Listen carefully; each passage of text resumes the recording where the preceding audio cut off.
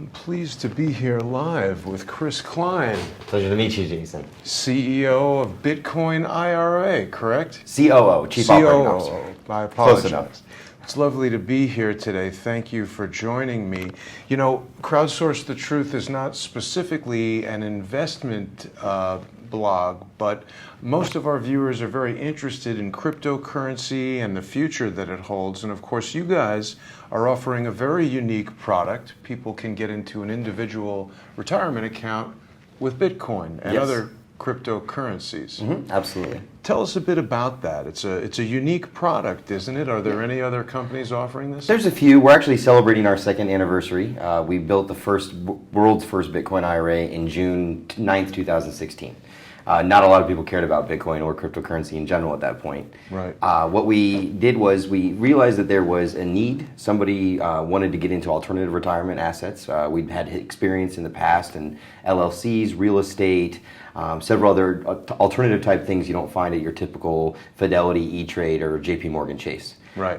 And when cryptocurrency came across our desk, the real opportunity was, is this an asset class people are looking for, and can it be utilized inside this setting? And so we just built from there an ecosystem that allows people to have self-directed access to their exchange needs, storage and wallet needs, as well as custody needs, so that it can be held in a retirement setting. It has to be an arm's length distance from you. It's kind of all the rules and parameters that the IRS puts in play for an IRA setting.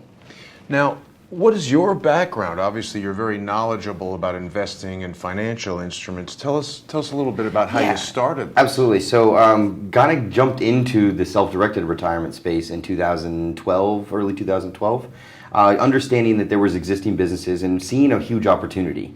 Our goal was to be disruptive to this space. It's about $140 million a year that are traded inside of self-directed IRAs. I'm sorry, billion with a B, not million. Right. We would be the whole thing if I were with our numbers last year. So about that much sitting there. And the one trouble of it is it's a very cumbersome and archaic process. So if you're the typical investor that wants to do something, you want to just log into a website and buy an exchange traded fund and get exposure that you're looking for. Then you say, well, I'd like to have real estate or real precious metals or an actual business that I invest into. When you walk down that path, it gets a little bit more difficult. It can take weeks and there's more paperwork associated. So when we walked into that, we said, okay, we can probably make this a better environment for the average consumer. And continued, started growing and making streamlined processes for LLCs, for precious metals, real estate, and then crypto. And crypto for us was, we really weren't knowledgeable about the space. When it came across my desk in December of 15, I remember going, are you sure? And then when I sat down with the custody solution partners that we work with out of Kentucky and otherwise, we had a reputation with them. We'd always been a company that did the right thing, and the customer was always won. We always dealt with any issues at a steadfast pace. And in this space, there's highly regulated, unregulated areas. And so to have that reputation of compliance and doing the right thing and being inside legal counsel, et cetera, allowed them to say, okay, we'll let you test the waters of something innovative here. Again, nobody cared. It was like the tree falls in the woods and nobody's there to hear it, doesn't make a sound. And suddenly, though, we found ourselves in the right spot. You know, entrepreneurship sometimes is partially luck. It's a lot of hard work and persistence.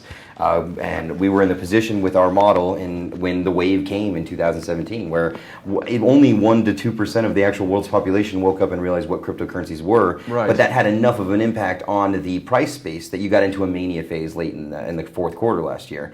And our challenge this year is to be ready for that next wave, because it seems to be the nature of this fledgling industry, and with all these different coins and just the amount of education that's available out there, it's going to have its continued volatility ahead. And we'll continue to be here and expanding not just the assets classes that you can put in there, but there's also how we're now moving backwards. What did we learn from blockchain? Well, if you understand how blockchain works, you see efficiency if you're an operations guy like me. So you see, okay, it used to take 2 to 3 weeks for me to achieve a task and involve 7 or 8 entities, and everybody needed to be a verification node to that. Sounds a little bit like a blockchain to me. Let's try and implement that technology, and that's what our team's focused on this year, is where can we go backwards. Let me stop you for a second. So are you guys using blockchain technology in the Bitcoin IRA software to Yes, manage? the platform. The platform itself is designed, the user interface is designed for that UX UI that gets you through, feels like you're just at home at Fidelity, but wait, I'm doing digital currency assets or alternative assets. What's happening administratively to achieve those things is going to have requirements in what we're developing as far as blockchain solutions. Now, these are probably going to be all private chain solutions. We're not of the tokenize everything crowd, if you've seen that in the cryptocurrency space where just token everything. Everything has a purpose for a token. Right. We look at application and efficiency, and then if that works, a secondary component of it could be a tokenization factor as a reward. They always exist, but if your main premise is to go in and make money out of it, like an ICO, then that's where you're focused at. We're focused at operational efficiency. Right. I think the area that I'm most curious about and that our audience would benefit most from is understanding exactly, how cryptocurrency fits into this more traditional space. I see that you guys deal with Bitcoin and Zcash, Bitcoin Cash, Ethereum Classic, Litecoin, Stellar Lumens, Ripple. I think a lot of the people that watch Crowdsource the Truth are kind of confused by these. What's what? Yeah, and absolutely. We've been doing a lot of research into Steemit and the Steem currency associated with that. That's been associated with Daniel Larmer, who's also EOS. So there are a lot of questions about this. What I've seen with Steemit leads me to believe that particular currency is a Ponzi scheme. They have no physical office. Yeah. I come here, you guys have a very impressive space. And we're not a token either. Not a token, but yet you've got an impressive office space. I saw the sales floor downstairs. You're moving into this new, larger space up here. So just coming in here, my initial impression is you seem very knowledgeable. This is a professional space. When I went to Steemit.com's headquarters in New York City, mind you, that's a cryptocurrency with a $400 million market capitalization. 485, I think, at peak in December. Yep. Right? No office. It was a P.O. box. So that gives me pause as far as putting my money there.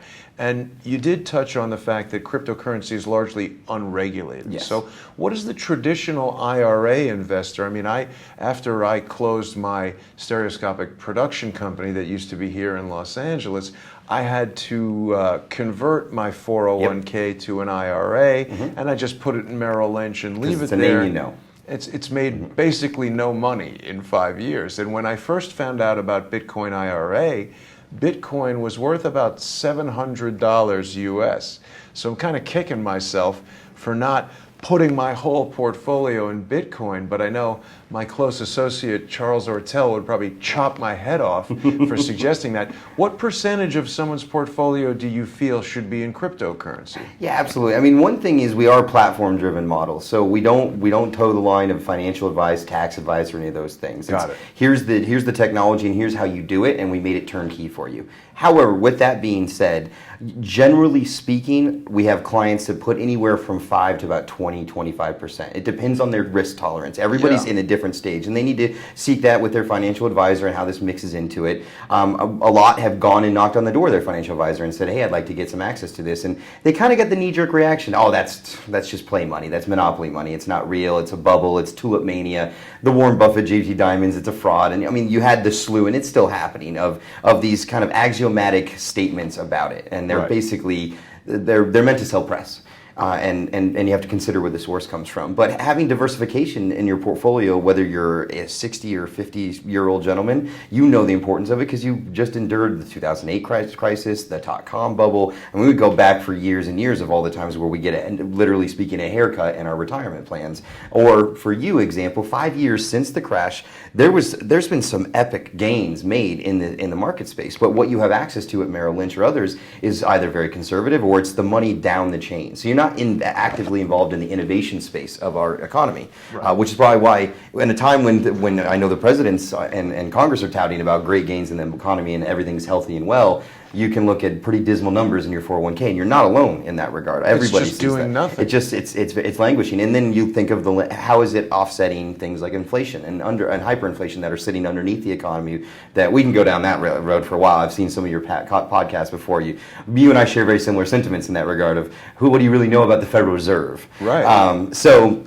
you put those two pieces together, and that's why I think where it gets people thinking. Now, let's go back to where your question was at the beginning. Is your users or your subscribers, your audience base, are seeing this slew of coins? There's, I think, 1,500 of them sometimes. Some days it's 16, 17. So frankly, which ones are they're which? Put off by that. Exactly. You do. You get put off by it because you don't understand what you're getting into. Right. What we do is, obviously, we don't give financial advice, but we only put onto our platform coins that have passed the litmus test of both us, the regulators for our custodian, the regulators for our exchange, the regulators for our wallets. Everybody kind of gives a sign of approval as we go through it, and it's it's a communication piece. Is this something that's viable, or are we getting really close to this ICO wild wild west space that we shouldn't really be seeing people get into? And that comes down to understanding. I think there's three main core components of the cryptocurrency space. Right. You have the currencies like Bitcoin, which is a great example of it, where it's a decentralized currency, meaning there's no central banks. It's peer-to-peer. It's open transparency, open ledger, and it uses the blockchain technology under it to process those verifications of said payments. Right. Others like that, Zcash is another example.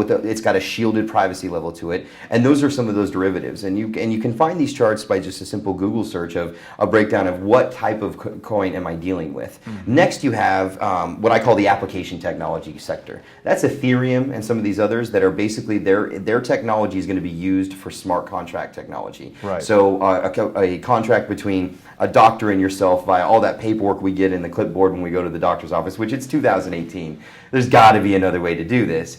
Those smart contracts may be a way where then we won't have the Experian days where there's a breach and everybody in the world has lost a component of their privacy. You bring those in, that's what drives things like Ethereum. So to build those smart contracts and to operate them is going to involve the currency Ethereum or the token or coin Ethereum that's associated with it. We've heard a lot about these smart contracts, but are they really in use yet? I don't know that I've experienced Minimal that. levels, nominal levels. Everybody's Why testing is them. that? I think it's because they have to get comfortable, and you've got there's a handoff in this economy taking place. The baby boomers, the greatest generation, are aging, and you don't normally see a reception to something brand new in that cycle of their life. But that's where the greatest concentration of wealth is at right now. So most ancillary businesses, banks or otherwise, whether it's doctors' offices or industries, are staying with, okay, these are the guys paying the bills now. We'll build towards what their need is. Now you go all the way back. I was just at a wedding in Mexico this past weekend, and I spent some time with a few millennials and had conversations with them. No, but I was spending some time with some millennials, and their conversation was, we just want everything out of our way. Now, that's a big gap between two pretty sizable parts of this economy. Now, all the money's over here, obviously, but in time, transitions will occur. In time, it's part of life. It's the cycle of what we go through. And that's, I think, where you're going to see more adoption of those smart contracts. I'm working on building them into our platform, where what you're doing when you make out a Bitcoin IRA or any account is you're establishing a custodial account with a third party. You're funding it by explaining to one group that you want the money over here, and your rollover was a check, and sometimes it's a transfer. And then you're directing those investments. I want to buy this. And all that involves some form of paperwork. And what we're aiming towards for 2019 launch is something that is a smart contract private derivative inside of our ecosystem, so that all those things are real time and instantaneous. And you'll see those rollouts. It's a process. So IBM is a great example. They are doing a lot with blockchain technology and with utilizing the tools of that technology, including smart contracts, and understanding how they can they've been that kind of cohesive unit of business for a long time, right? They're the technology at the core of two businesses that want to operate together. And now they're seeing how they can take these applications there. But again, it's something that's going to roll out, I think, in time in that. And another one that's in that is not just the smart contracts, but the technology for banking systems like you see with Stellar Lumens and with Ripple, where it's to streamline payments, where we're getting these escrow services and having to validate and those things can happen in instance instead of waiting 2 or 3 days for an international bank wire that costs you $500 to process. That's kind of coupled into that. And then the third is, and this is where I think we get the most distracted in our space and where people outside of the space get turned off the most, is the token world. The in-app tokens and or utility membership type tokens. I don't know that I even understand the difference between a coin and a token. And I know that that's a very stupid question, but this is the type of It's hard too, so don't feel bad. What is the difference? The difference, in my opinion, now everybody has different ones, but a coin to me is something that is a currency that is utilized as a reward or as a means of exchange in crypto space. So Bitcoin, means of exchange. Litecoin, means of exchange. Ripple, and those are using technology, and the technology rewards them for using it, and then they pay. So Steemit is a token. Steemit would be a token. Steemit's a clear token. Stuff on you're putting content on a social network. media site, and you get a reward token for it. Now, there's a place for these. I'm a big golfer, and I just bought the domain mybirdiecoin.com. Same concept. You could earn a coin for doing something either in an app or in real life. However, is that economic? So you get a birdie in golf? Yeah, you get a coin. I mean, it's a very abstract thing. How does that make any money? It doesn't. And I'm not putting it out there in the space. That's where the differentiating factor happens. Is there's these groups that think they have the next great in-app token, that because our platform is going to be so successful and everybody's going to be using these tokens, they're going to be so valuable. I Yeah. pretty much walk the other way when the pitch looks like that between you and me. Okay. And our users, obviously, today. So when you find groups like that, I try not to pass judgment on applications of blockchain technology because I want to see it occur. But Right. in time, you will see those winners and losers. And it matters about value. Are you bringing value to the table? Will Steemit bring value for some users? Probably yes. Okay. Will bring enough for so many users that the rewards token builds value because of the propensity by which it's being utilized? That's a question mark for the success of the business, not the success of the currency. That's how successful will this business or platform be. And we'll talk about that some more in a moment. I wanted to ask you, I'm not sure if you saw during the North Korean summit, of course, Dennis Rodman joined President Trump. He's got a personal relationship with Kim Jong-un.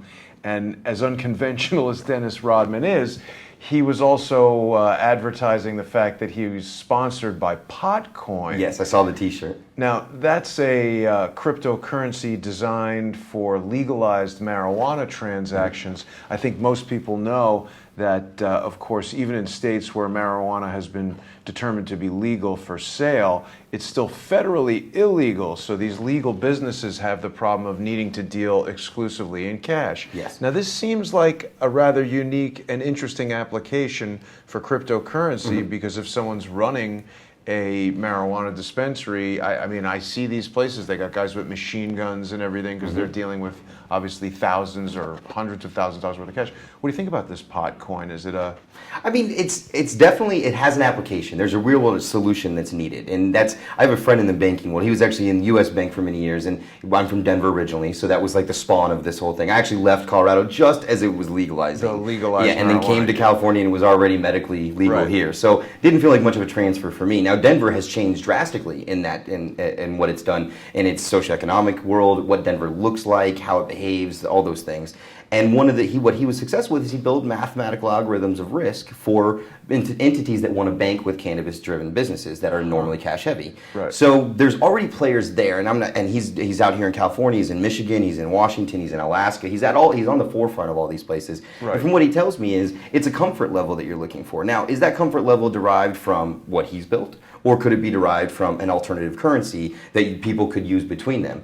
Problem is, cash is king, and the U.S. dollar is still the biggest hat in the ring at this point in time. So if you're already an industry facing what cannabis is facing, and then you couple it and you surround it with a blockchain ecosystem of cryptocurrency, you kind of almost got hit twice on the way towards legitimization, because both those industries are struggling with regulation and with brand and reputation. I would say that cannabis and Bitcoin and blockchain have kind of been parallel in this process, and you saw a wave of regulation take place at one point in time with cannabis as states were either voting or not voting for it, or the federal and state level fight about it and what's happening. The same is happening in digital currency today. Right. We have CFTC and FINRA and FinCEN all trying to figure out what are we, how do we define what we are, and who regulates who we are. Well, I'm enjoying this process. You would never usually see an entrepreneur smile about regulation, but I think this is a space where it's mandated. There's just too much, like you said, a regular user so confused. We need to weed out bad actors and define spaces of what these things are and how they should operate.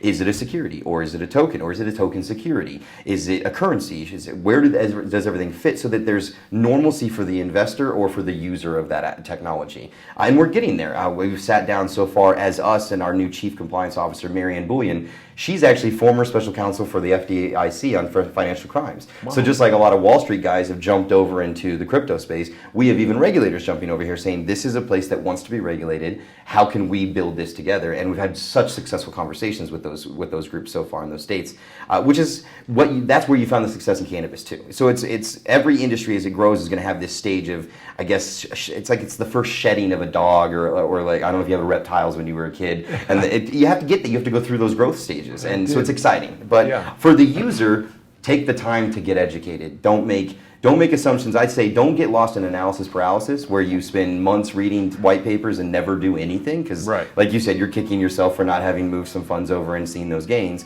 But also don't make knee-jerk reactions based upon sound bites. Same thing that you should do when you vote, in my opinion, is that you need to do just enough homework to know what you need to do. Don't get lost, don't go down the rabbit hole and become, completely politicized in your life, because you won't have any Facebook friends by the time you get through it. Right. But also don't just listen to the regular news and get a few sound bites off of one of the debates that they do do at the end of every election cycle. Do your homework. Find out how is it going to affect you, and the same thing with digital currency and otherwise. Portfolio diversification, there's not a financial guy in the world that will tell you that's not a bad idea. It's generally speaking is what you should do. So now you have this new sector of digital currencies. Look for the ones that you're most comfortable with. I have guys that I work with. Our CEO, he has his account here. I have my account as well. And there's things I'll go a little bit more. I push the envelope. We're just launching Zcash and Stellar Lumens this week. So I was the first to put it in my account as a test. Our CEO, he sticks with the Bitcoin and the Ethereum, but everybody's got their flavor and find what fits for you. And that's what our platform is all about. It's just empowering that process. And what would you say to people who have heard that there's a limited number of whales that can control this market? I mean, when I look at the Coinbase results, it seems like all the charts, they're moving in a very similar fashion, it seems. What can we tell people who have that concern? Absolutely. Well, I always say whales are everywhere. I mean, enough rich guys can get in a room together and bail out the banks. Right. Buy a stock or sell a stock, but same difference. So they're there. They exist in the world today in almost every cycle and every industry niche that you find. Right. For me, you can read articles about how to trade into the whales and against the whales. There's books written about it. I kind of look at it as if they're going to exist in every space, be aware that they're there and know that as volumes and mass adoption occur, that's going to defeat the purpose of a whale. And we've already seen it in even thinner traded times than current today and volumes. And I think it was October 2014, whales sold off, dumped 30,000 units of Bitcoin when it was going at about a price of 300. Now everybody said this is going to destroy the Bitcoin system. Here it is. It's over. Bitcoin's dead. I've seen that plenty of times in the newspaper. Sure enough, there was enough buyers because more mainstream adoption was occurring in that parallel time space that it went up to $375. So while a guy's selling off such a large chunk, the price is actually going up because there was many buyers to mop that up and then want more. So just like in any other market, it's got a higher VIX rating. If it had a VIX, it would be off the charts type of VIX. But if you know the volatility's there, most are what we call hodlers, and the source of where hodler came from is hold on for dear life, was it a guy that did it on a post a long time ago? The mystery is out there, like Satoshi, the mystery, and that's what I love about this industry. But if you're a hodler, then you're not taking and grabbing the money you need in 3 months to pay your rent or your emergency fund and putting it into crypto and hoping that it doubles over time. You're looking at this as a longer term investment strategy, something where you're going to utilize it, maybe make changes in it, but it's not something that you're dependent upon those funds in the near or distant future. So that's probably a good direction to head in that regard. And you mentioned Satoshi Nakamoto, the mysterious, unknown, is he real, is he AI, is he multiple people? Is he Alan Greenspan? Is he Alan Greenspan? I've heard them all, yeah. I mean, this is a very unconventional way for any kind of new technology product. I mean, we always associate Steve Jobs with Apple and Bill Gates with Microsoft and Elon Musk with the Tesla and all that. It seems surprising that someone would not be directly associated with Bitcoin. And in the case of Litecoin, we've got, what is his name? Charlie Lee. Charlie Lee. And Vitalik sold with Ethereum. all of his Litecoin. I mean, if Mark Zuckerberg sold all of his Facebook, how would Facebook investors react? Exactly. I mean, exactly. It's a very... And we saw that impact with what happened with Litecoin. You know, this is a non-traditional space, and it's a disruptive space. So you're going to see things in different ways. I can't justify what Charlie Lee did in selling. What did we see with Litecoin? It went down? It did go down. It did. But a few days later, it's back up. I think he had done those sales, and just after the mania phase, he'd been selling off. Now, people are always buying and selling off holdings all the time. It's just a standard thing. The way that, I bring it up is you look at, there's Vitalik for this and this, and who is and what is the driving this factor? I think it's more of the public sentiment. The reason I think what drove and catalyzed this Bitcoin charge and this blockchain charge was, if you notice the timetables are very close to right around when the financial crisis in 2008 occurred. So people lost trust with banks. And then as a result of what the banks and the government did to get through it, we lost trust with both factors and how much separation between the two really exists today. Decentralization is amazing. I mean, that's just something that fits. I'm a precipice baby. I'm born in '85, so I know old school, the old school way of things. Before cell phones, I had a pager at one point in time. That was the cool thing to have. But then I also grew up in my kindergarten class, and we were the first class to have a whole room of computers. So we were bred into the digital age. And for me, I see that that's an exciting disruption era, and we don't necessarily need a face to everything that makes it. While in years past it's been nice to have a face of something, Apple still is very vibrant, even in the after Jobs has left us, and it continues to evolve and innovate.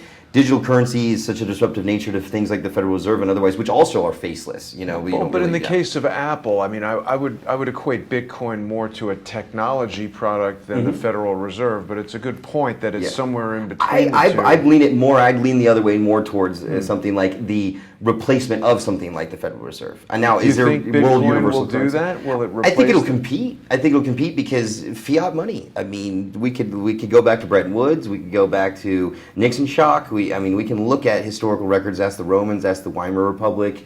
Ask people, citizens of those times. Everything seemed peachy, and then it wasn't. And that is the reality of what happens with fiat money. Is everything seems peachy. Growth levels, everything balances its way out somehow. Job rates stay where they're supposed to, and then something catalyzes. And what my grandfather always used to say to me, you know who's wearing shorts when the tide goes out? And you have the U.S. dollar's been printed in quantitative easing and off of a gold standard for quite some time. That was a growth curve that just went like this after the financial crisis in 2008. Can everybody still hear me? Can you? Yes. Okay, just didn't mean to drop that. No problem. And that exponential growth curve takes place. We don't know the impacts of that. And who followed us? The Japanese started doing it next. The European Central Bank did it next. The Bank of Brazil. They've all done it. And now it's like, okay, I guess we're just the cleanest dirty shirt and the dirty laundry hamper.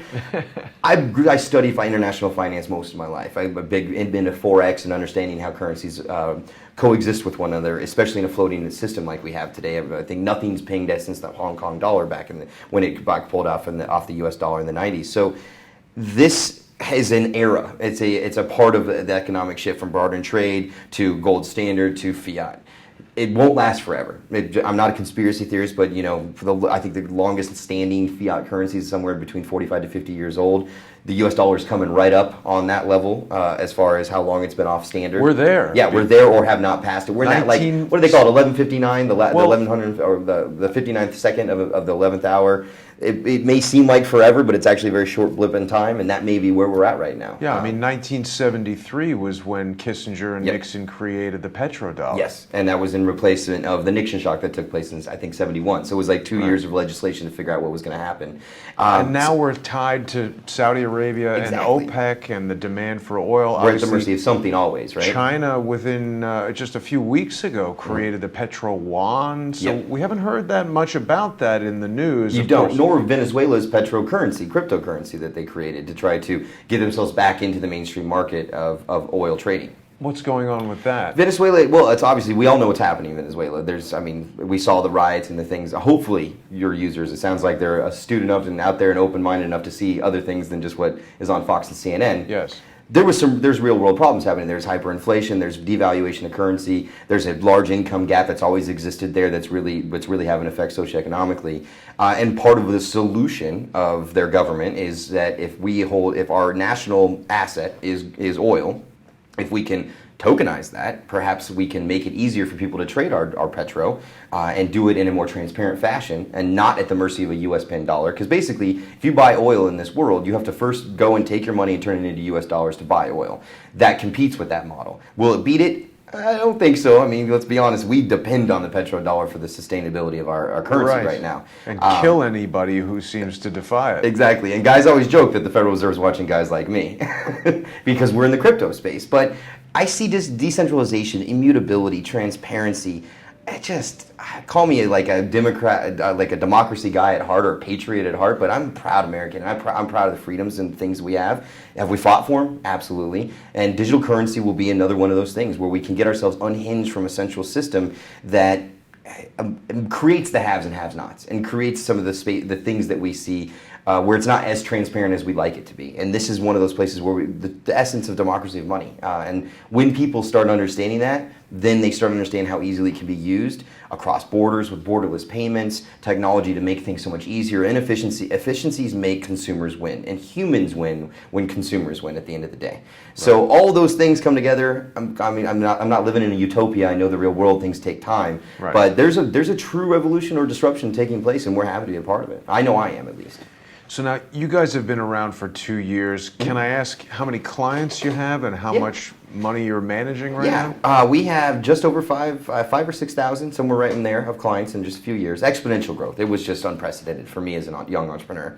Right. And I think we did about $130 million in deposits last year. Wow. We've already beat that number this year. We beat it around April. So that's people are buying putting Bitcoin putting from into you? the IRA and then using those funds to purchase digital currency on our platform. Right. And then obviously assets under custody, because we don't manage funds. This is all self-directed. But under custody, what's sitting in our platform, it peaked at 600 million at the mania phase, and we're now still at about 500 to 550 million dollars of value. We joke that we made more millionaires last year than Harvard MBAs.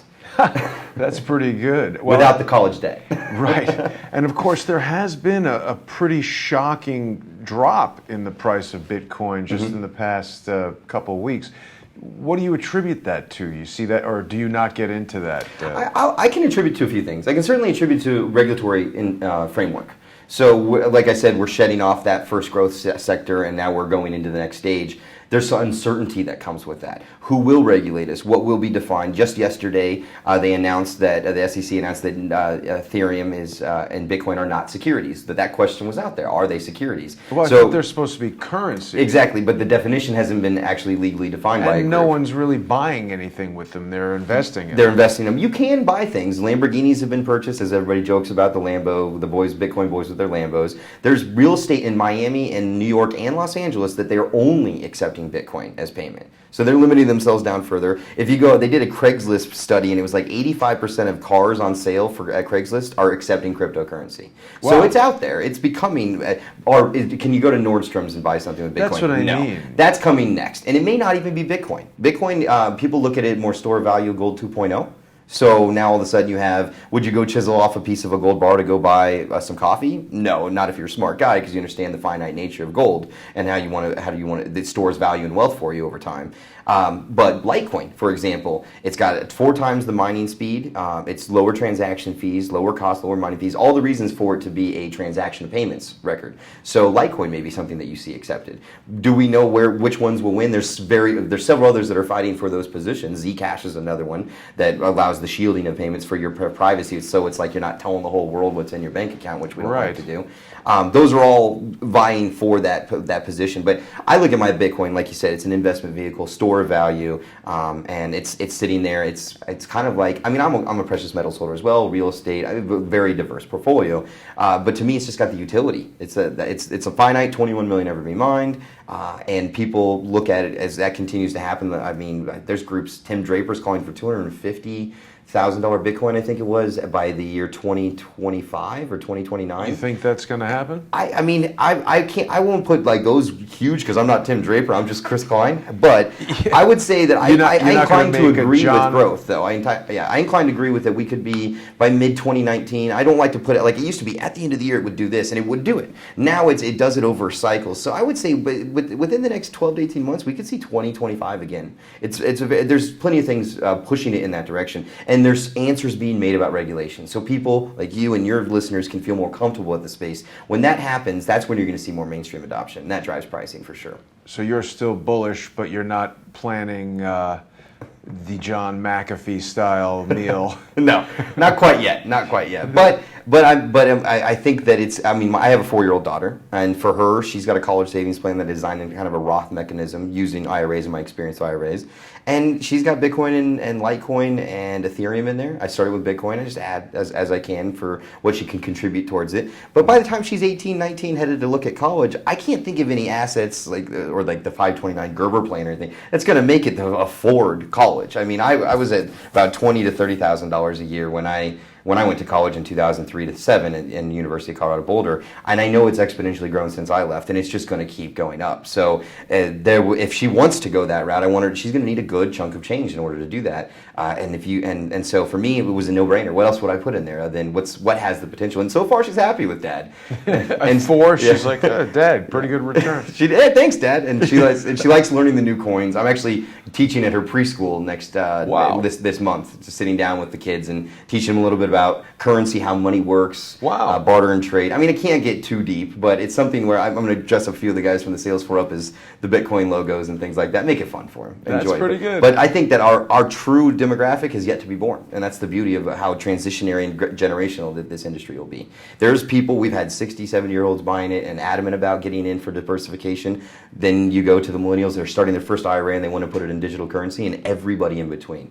And that's the most exciting part about this space, is there's no you are a buyer, you are our type of buyer. And women empowerment is huge in this side. I've been in precious metals, LLCs, real estate, never seen the percentages of women actively involved in this. Normally it was, oh, my husband's doing some, so I'll do some. Now it's, hey, my wife made like $250,000 last year with you guys. Can I put some of this in my account too? Which is great to hear, because we know there's wage gaps, income gaps, all those things. So it drives empowerment in a lot of different areas of society we don't normally think about.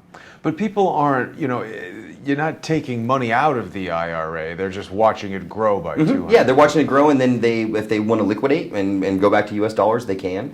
They can also go to new Huge assets. tax penalties, aren't there? If you're in an IRA, no. See, that's one of the reasons why people say, why'd you do the IRA? Well, if I want to take $5,500 and put it into Bitcoin when it was $200, and it grows into $25 million in 5 years, and I did buys and sells along the way, if I had to pay up to the capital gains tax man every single time, I would probably end with a value of about $15 million if I did all the same trades equally. And that's the impact of getting taxed and then not having the purchasing power for the next trade to come into. And if you're in outside an IRA setting, that's the reality. You are going to have either short or long-term capital gains. And that's, everybody has their own setup to it. Generally speaking, that's what happens. In an IRA, if you're in a traditional and or a Roth, it's either tax-free or tax-deferred growth. So if you take and put $5,500 in your traditional IRA, like you did with your 401k, that lowered your taxable income for the year, right? They're doing that contribution. You got the corporate match, hopefully, and you lowered your income for the year, so your tax bill was less. That's an advantage on the way in. Now you're in and you buy and sell and you watch that 5,000 grow up to 500,000. You had no taxes the whole way. The next time you have taxes in distribution, when you start taking it out at the age that they require you to take it out. With Roths, you pay the taxes on the way in, so you don't get that advantage of lowering your tax income. But when you take it out down the road, it's completely tax-free. So that $5,000 you pay taxes on, whatever the rate may have been, even if you paid 50% tax is $2,500. It's going to be far less than anything you could pay on $500,000. So the setting of an IRA and retirements, if your audience isn't looking into those things, I just do it. Get the education about it, because this is the earlier you can get started in it, the better off you'll be, and you won't need high velocity assets like Bitcoin to help catch up. And if people want to get into Bitcoin IRA, what's the best way for them to do that? Online, honestly, bitcoinira.com. The top right, I believe top right's got to get started. It's our whole self-serve platform's right there for you. You can easily start your account. Our team will help you fund it, and then once the funds arrive, you'll be able to execute trades. The last piece of technology is rolling out in the next 2 months. Our goal was to have people that wanted to trade on Christmas to be able to do it on Christmas. We're well ahead of that. We're about 6 months ahead of that timetable right now, and we'll have 24/7, 365 trading for users here in the next few months. And people can, of course, call you at Yep. 877-936-7175. So is Bitcoin IRA also an exchange? People are giving you US dollars, or people coming to you with Bitcoin? It's with an IRA. If you are opening a new one, you have to do it with U.S. dollar, unfortunately, and it'll be established and deposited at the custodian, which is a trustee, sort of regulated by the South Dakota Board of Directors, all the things it needs to have. If you have existing, unfortunately, they never let you do in-kind contributions. So if you're holding Bitcoin and you want to put it into an IRA and see those tax savings we were just talking about, you're going to have to go back to US dollar, move it over, and then get Bitcoin. And that's US rules. That's IRS rules. There's no in-kind contribution. They need to know that you actually took $5,000 and valued it. If there's this discrepancy of what the real value was, it gives them more work, and as we know, they're already overworked counting all that money. They're not doing much as far as investigating the Clinton Foundation, so I don't know what they're doing as far as being overworked. The IRS. Well, they seem to be. I hear the average hold time nowadays with the IRS is in the hours, not minutes anymore. It's in the hours, and Wow. they just keep downstaffing. So it's, who knows? It will be interesting to see what comes. This is a very transitionary period, I think, the next 10 to 15 years. both politically, economically. There's going to be a lot of change, and those with a head on a swivel, I think, are going to be the most successful. And while we're talking about time, I've done some transactions with Bitcoin. It seems to take days to convert it. I mean, how is that modern technology? Why isn't it? Well, that's where you have KYC, AML, and those requirements. So when you are the Coinbase of the world and you open yourselves up to everyone, or the GDAX or the Poloniex exchange, you're going to get bogged down by guys that are doing $20 or $10 or $15, because for that same guy, you've got to do know your customer, anti-money laundering, all the compliance steps to be part of this new regulatory framework. This is where that laissez-faire and the inefficiency of government and business, you can see it right in front of you in this industry right now. So what happens is when it gets crazy and everybody wants to get in, you'll have 8 days while they have to onboard you. It's not because it takes 8 days to onboard you, it's because there's 10,000 people in front of you and they're backlogged. And we saw these waves take place throughout 17.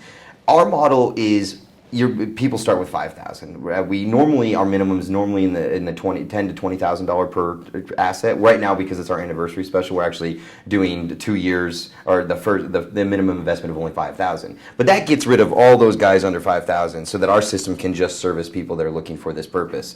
That also allows us to have more ability. They don't want you just to walk in and say, I want to buy $50,000 worth of Bitcoin. They know nothing about you. You can do an ACH withdrawal. You can shut down the credit card that you're funding it with. There's a lot of things you can do that can give them risk exposure. So they're going to limit you, and it's going to be $1,200. Then you can maybe buy $2,500. Our model is designed for once we get you onboarded, which can be 24 hours, 48 hours. If you can fund it via bank wire the next day, which some people can, some banks take a few days, then you're off to the races. You're running, you're doing the thing. But we have to go through our KYC email as well, but our platform is just very efficient, and we're not getting a slew of customers like Coinbase. I applaud their success and what they're doing next. They're a great company. They're really, I appreciate having them as a leader in our industry. But there's always going to be that challenge of, jack of all trades is not good at one particular thing. And so when you're opening yourself up to mass market, efficiency becomes an issue. I think that for the next run and the next bull run that takes place, the companies that have really learned what happens in a run and evolved from it are going to be even more successful. And I hope we're one of those. That's what we've spent this time, where it's the market's a little bit quieter. We're still doing well as a healthy business, but we're taking the time to invest in when this gets crazy again, because it will, be prepared. And for users that want to get into it, do it when it's quiet. If you try to set up a Coinbase account right now, or even with us, you're gonna even see it move faster than you would, say, December. We had 3,000 or 4,000 phone calls a day in December. Wow. I couldn't staff fast enough. I mean, we went from 5 employees to almost 80 employees in a matter of 6 months. Wow. And that's a challenge in and of itself. And every other crypto company is going through those same growth pains. And users, I mean, we had people that would wait an hour on the phone just to make sure they could open an account that day. Do it now when we don't have people waiting an hour on the phone, and then you just get positioned. That's what people don't think about is, oh, I'll do it, and then it's too late. If you get yourself open an account, doesn't mean you have to buy Bitcoin today with Coinbase or any of them. It's just you're in position. Just like if you wanted to get into stocks, you wouldn't just leave your money in a bank account. You'd move it over to a brokerage account so you could buy stocks. Same concept. Just get yourself ready. That's impressive growth for you guys. As I was coming up here, Mike told me that you guys actually license your platform to other Bitcoin IRA businesses. Businesses. Yeah, we did that in December. We started, basically, we were the first to do it, and we had some really honorable partners. Our custodian out of Kentucky, basically, we've always been on handshakes over the 5-6 years we've worked together, said, you guys created it. We don't want to give it to anybody else. Like, it's just, that's not fair. So could you white label it? And we started stirring the idea around and realized that we could help protect an industry by doing it that way, rather than closing the doors and saying, we've got all the technology, it's all proprietary, nobody can touch it. And then people just try to figure it out, and they make subpar products which put consumers at risk. Yeah. Let's open the doors and let's be collaborative, which I think has really helped propel our success, because we're taking that collaborative approach in our industry, and it's giving us a good brand and reputation. Well, I'm very impressed, Chris. I mean, I don't know that I understood everything that you've said, but I'll go back and review the video. And is there anything else that you think you'd like to leave our audience with before we wrap it up here? I just remind them of my analysis paralysis statement. It's when you get into crypto, my first few months into it, I literally locked myself in a cage. I had my wall cave drawings everywhere, hieroglyphics, mapping things out, trying to understand every facet of this. And you'll really lose your mind trying to do that. But get a good general knowledge. Our site's a great place that just has all kinds of knowledge-based content on there. You can subscribe to our newsletter that has even more that comes. Take the time to do that, and then don't just knee-jerk try to react the next time it's already going crazy. If digital currency is the thing for you, do your homework and do it when it's quiet. Don't run towards it like everyone else. I see there's a lot of educational information here. What is Bitcoin, price charts, etc. When was that you bought your first cryptocurrency, and what was the cost of it at the time? Bitcoin, I believe it was March 2015. So we were sub couple $100, I think, at the point in time. It was right after the big jump to 1,000 and the straight fallout, and then there was kind of that, and that was just to try it. I mean, and I still have it. I've never gotten rid of that particular unit of Bitcoin that I purchased. I'm a kind of a long-term hodler. I've traded a lot of other ones. My first Ethereum trade was in April of last year in 2017. My first Litecoin and Ripple trades were in August of last year. That's personal, just accounts. Right. That's also kind of, it works out that's also when we launched them onto our platform and made them available. Just like I just did Stellar Lumens and Zcash on Tuesday, and we'll be rolling that out next. So I always kind of like to be the guinea pig and try it out. The first ever Bitcoin IRA, and you might like this, the first ever holder of it was Ed Moy, the former director of the United States Mint. Wow. So ironically enough, the person that was in charge of both the greatest production of gold and silver in the world at one time and the greatest production of fiat currency in the world at one time also was the first to have Bitcoin inside of his retirement account. And he's done really well with it. He's just let it sit there and do its thing. And we've been working with Ed for many years in precious metals and otherwise, so I just that gave him the opportunity to be the first, and he jumped on it. And just cool little irony there, just understanding how the economic world is transitioning. Really amazing. That is quite interesting. So people should be going to bitcoinira.com, and they can call over here and talk to a specialist or look around the site and learn all about the really unique product that you guys have created here. I'm very interested in it. I really should have gotten into it when Bitcoin was 700. I'd be much closer to retirement right now than I am. But definitely want to thank you for inviting me over here today, Chris, and for all of your insights. It's been wonderful. Thank you for having me, Jason. It's been a pleasure. Yeah. And you're a guest anytime in Los Angeles. Come on by. Thank you very much. And thanks everybody for watching. I'll see you later.